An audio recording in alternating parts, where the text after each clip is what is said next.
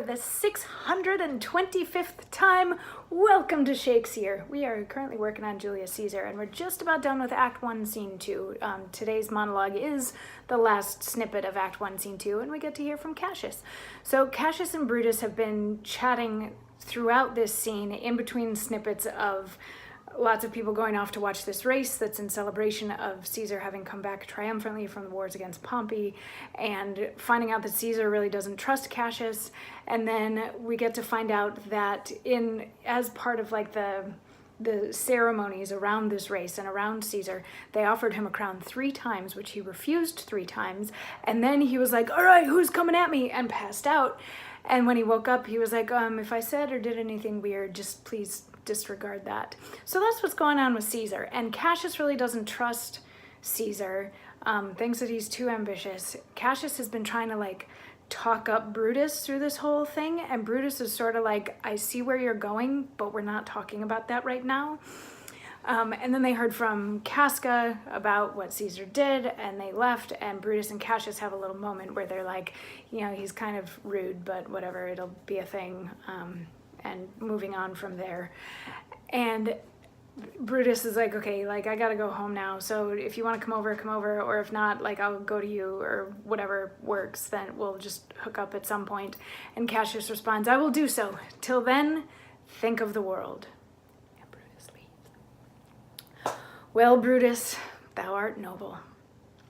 Yet I see thy honorable metal may be wrought from that it is disposed. Therefore it is meet that noble minds keep ever with their likes, for who so firm that cannot be seduced? Caesar doth bear me hard, but he loves Brutus.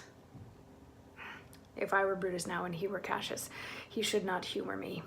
I will this night, in several hands, in at his windows throw, as if they came from several citizens, writings, all tending to the great opinion that Rome holds of his name, wherein, obscurely, Caesar's ambition shall be glanced at. And after this, let Caesar seat him sure, for we will shake him or worse days endure. So he acknowledges the fact that he hasn't fully won over Brutus yet, because Brutus is a very noble man, and keep that in mind at the moment that we're already starting to associate Brutus with nobility and morality and honorability, stuff like that. That's going to be kind of important for a beautiful speech later in the play. But anyway, he realizes that he has not swayed Brutus to his opinion yet, so he's going to write a bunch of letters in different kinds of handwriting, so they look like they come from a bunch of different people, and plant them in places where Brutus is sure to see them, so that Brutus thinks that the general population also loves Brutus and also thinks that Caesar is too ambitious for his own good. And then he's like, that'll do it, that'll push him over the edge, and he'll be on my side of things. So anyway, tomorrow we get into Act 1, Scene 3, which I think we have a lot of monologues in Act 1, Scene 3. There's a lot of talking in this play, as happens in plays. Anyway, I'll see you tomorrow for episode 626. Woo woo! Mwah.